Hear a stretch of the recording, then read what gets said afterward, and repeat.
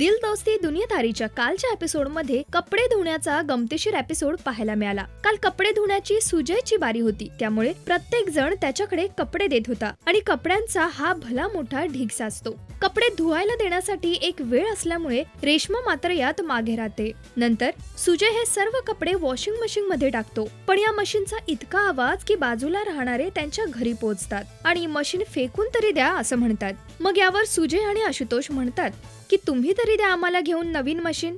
झालं, आता तेवढ्यातच मशीन काम करणं देखील बंद करते। आशुतोष ती मशीन रिपेअरिंग साठी उघडतो खरा, पण त्याला कुठे येतंय इलेक्ट्रॉनिकचं काम, त्यामुळे सुजयला टेन्शन येतं।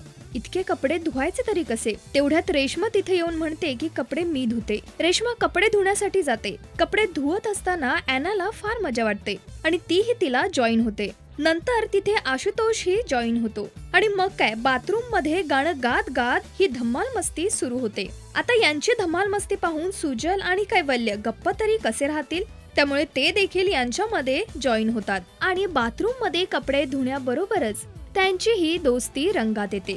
या मालिकेचा कपडे धुण्याचा हा एपिसोड तुम्हाला कसा वाटला? कॉमेंट्सद्वारे नक्की कळवा।